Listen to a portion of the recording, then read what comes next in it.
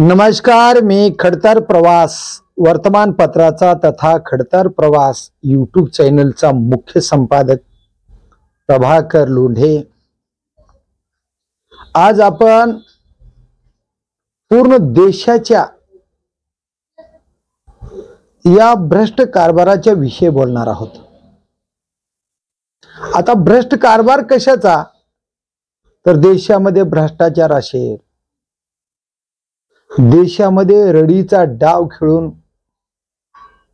केंद्रात सरकार आणण्याचा भ्रष्टाचार असेल, लोकसभा झाल्याबरोबर 4च महिन्यामध्ये महाराष्ट्रामध्ये विधानसभेच्या निवडणुका झाल्या आणि या निवडणुकामध्ये अवघ्या 4 महिन्यामध्ये 76 लाख मतदान वाढले।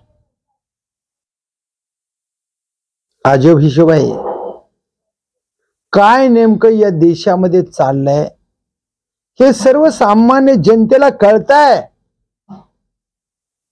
पण काय करणार जनता? सरकारच्या पुढे काय करायचं? ते म्हटलं जातं, सत्तेपुढे शहाणपण चालत नाही।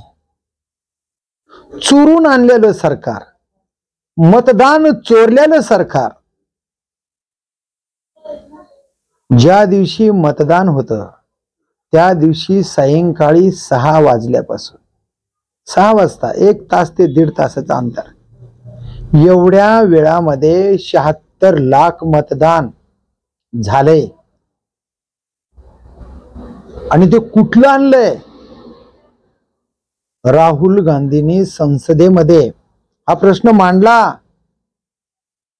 अवघ्या 4 महिन्यामध्ये 76 लाख मतदान आणि शिर्डीमध्ये एकाच पत्त्यावर 7000 मतदान। आणि एक विशेष, हे मतदान सुद्धा झालंय कारण भाजपाचा उमेदवार त्या ठिकाणी बहुमताने निवडून आला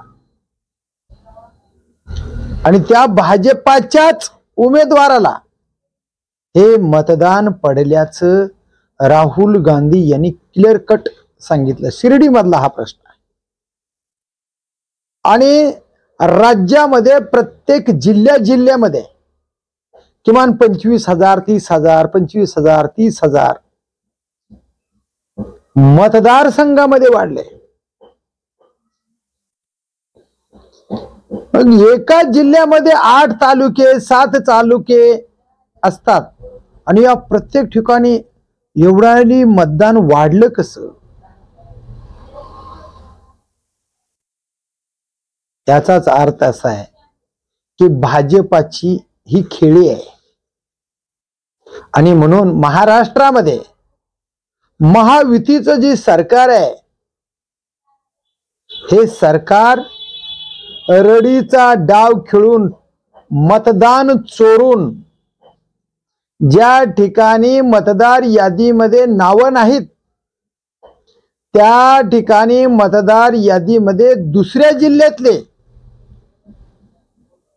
तरुण पोराचे, शाळा शिकणाऱ्या विद्यार्थ्यांचे नाव अनधिकृत लावले आणि ही प्रक्रिया अवघ्या 4 महिन्यामध्ये केली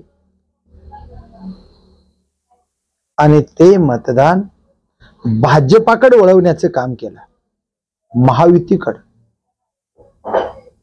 आश्चर्य वाटायले लोकांना। अजित पवार यांना सुद्धा आश्चर्य वाटलं की माझे एवढे उमेदवार आलेच कसे? काय काम आहे? 4 महिन्यामध्ये एवढा बदल कसा होत आहे? निमित्त आहे लाडक्या बहिणीचं। लाडक्या बहिणीला सुद्धा कळतंय गॅसचे भाव इकडे वाढवायचे, तेलाचे भाव वाढवायचे, संसार रूपी जे साहित्य आहे त्यांचे सुद्धा भाव वाढवायचे आणि मग इकडे 1,500 रुपये द्यायचे। हे लाडक्या बहिणीला जाणवलं होतं। यांनी सुद्धा मतदान केलेलं नाही भाजपाला, जेवढं म्हणावं एवढं केलेलं नाही। समजा वाढलं बी मतदान तर किती वाढणार आहे? 76 लाख वाढू शकत नाही। आता हायकोर्टाने विचारलंय निवडणूक आयोगाला, या सायंकाळी 7 वाजता झालेले मतदान व्हिडिओ त्याचे सादर करा, त्याची रेकॉर्ड स्लिप सादर करा आणि 2 आठवड्यामध्ये करा. आणि या 2 आठवड्यामध्ये हे आता सादर करतील का? निवडणूक आयोग नियमाला धरून कारवाई करेल का? विश्वास नाही, बिलकुल विश्वास नाही. निवडणूक आयोगावर विश्वास नाही, राज्याचा नाही, देशाचा नाही, काही नाही. आता न्यायालयाने आदेश केलेत 2 आठवड्यामध्ये 76 लाख मतदान वाढले. कसे, कुठे वाढले? व्हिडिओ त्याचे सादर करा, रेकॉर्ड स्लिप सादर करा असं सांगितलं खरं. पण आपल्याला माहित आहे या महाराष्ट्रामध्ये शिवसेनेच्या आमदार फुटीचा न्यायालयामध्ये प्रश्न गेला होता. त्याचा निकाल लागलाय का? त्याचा न्याय उद्धव बाळासाहेब ठाकरे यांना मिळालाय का? नेमकं शिवसेना कोणाची आहे हे न्यायालयाने सांगितलं का? निवडणूक आयोगाने तरी सांगितलं का? शरदचंद्रजी पवार यांची राष्ट्रवादी काँग्रेस पार्टी बारक्या लहान लेकराला माहित आहे. शिवसेना हिंदू हृदय सम्राट बाळासाहेब ठाकरे यांची शिवसेना आहे हे लहान मुलाला, पाकिस्तानला सुद्धा माहित आहे शिवसेना कोणाची आहे, बाळासाहेब ठाकरे यांची. त्या शिवसेनेचा निकाल अद्यापर्यंत लागलाय का? चंद्रचूड, DY चंद्रचूड, माजी सरन्यायाधीश सर्वोच्च न्यायालय. स्टार्टला वाटलं DY चंद्रचूड 100% न्याय देतील. शिवसेना कोणाची? फुटलेले आमदार रद्दबाद करतील. राष्ट्रवादी कुणाची हेही नाही मिळेल. धनुष्य बाण कोणाचा याचाही नाही मिळेल असं वाटलं पहिल्या स्टार्टला. पण शेवटी त्यांच्यावर कुणाचा दबाव आला? नेमकं काय प्रकार झाला? रिटायर झाले ते, पण सेनेला पण आणि राष्ट्रवादी काँग्रेस शरदचंद्रजी पवार यांना पण न्याय मिळाला नाही. एवढं करून जनता मला न्याय देईल याची खात्री उद्धव बाळासाहेब ठाकरे यांना होती, शरदचंद्रजी पवार यांना होती आणि भारतीय नॅशनल काँग्रेस पार्टी या तिन्ही पक्षाची महाविकास आघाडी सत्तेत येईल आणि जनता आम्हाला 100% न्याय देईल असा या तिन्ही आणि छोट्या मोठ्या महाविकास आघाडीमध्ये असणाऱ्या पक्षांना, पक्षाच्या नेत्यांना विश्वास होता. आता यांचं कुठंच काय चलत नव्हतं महायुतीचं महाराष्ट्रातल्या. मग काय खेळ करायचा? तर डुप्लिकेट मतदान वाढवायचे. आणि ती डुप्लिकेट मतदान वाढवले, विद्यार्थ्याचे वाढवले. काही ठिकाणी मतदाराच्या बुथावर विद्यार्थी जात असताना निवडणुकीला उभारलेले उमेदवार यांनी विद्यार्थ्यांना पकडलं, त्यांना विचारलं आपण कुठले, तुम्ही मतदान कराय कसे काय आलात? तर ते लहान लहान पोरं पळून चालले, आम्हाला काही माहित नाही, आम्ही या गावचे, आम्ही या जिल्ह्यातले असं सांगायले. घाबरले ते विद्यार्थी.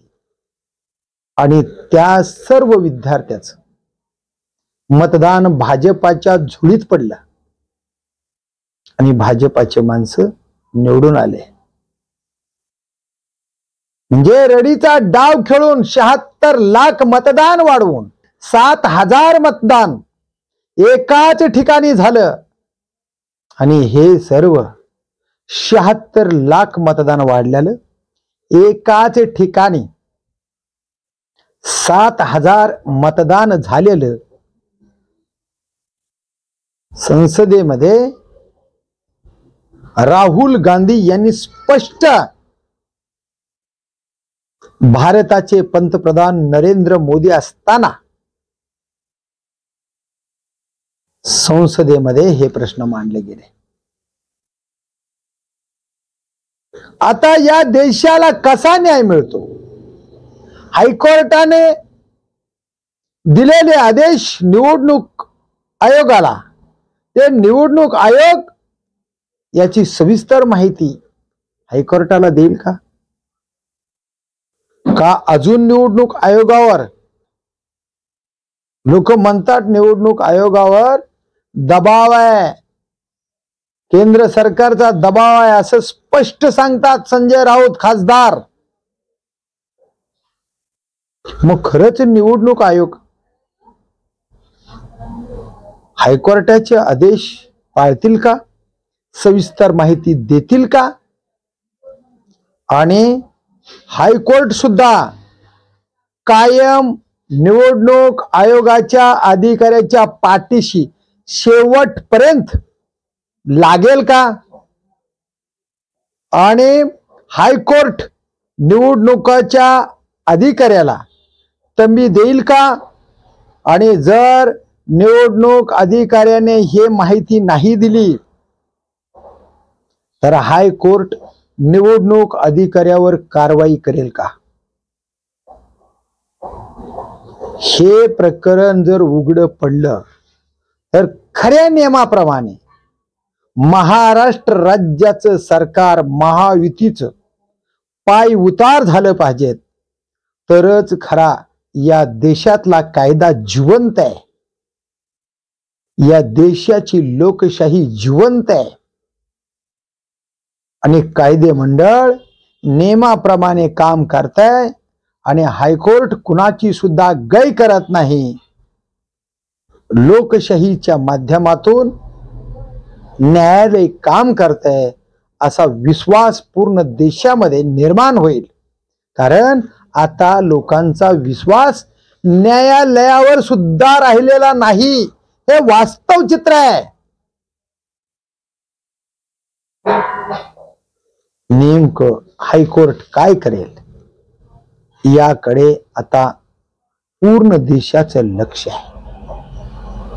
आणि जर हायकोर्टानं आणि सर्वोच्च न्यायालयाने ह्या गोष्टी गांभीर्याने घेतल्या, नेमकं 76 लाख मतदान आलं कुठून आणि एकाच बिल्डिंग मध्ये शिर्डीमध्ये 7,000 मतदान आलं कुठून, याचा शोध हायकोर्ट घेईल का आणि योग्य न्याय पूर्ण देशाला देईल का, याकडेच आता लक्ष आहे। तर पाहूया येणाऱ्या काळामध्ये लोकशाहीच्या माध्यमातून हा देश चालतो, सर्वश्रेष्ठ या देशाचा कायदा आहे, त्या कायद्याच्या माध्यमातून सर्वसामान्य माणसाला न्याय मिळेल का, याकडेच आता लक्ष आहे। मी प्रभाकर लोंढे, खडतर प्रवास वर्तमानपत्राचा तथा खडतर प्रवास यूट्यूब चॅनलचा मुख्य संपादक। या चॅनेलला सबस्क्राइब करा, शेअर करा, लाईक करा, बेल आयकॉनचं बटन दाबा आणि असेच समाजहिताचे वेगवेगळे व्हिडिओ पाहण्यासाठी खडतर प्रवास यूट्यूब चॅनल सबस्क्राइब करा। धन्यवाद धाराशिवकर। जय हिंद, जय महाराष्ट्र। धन्यवाद।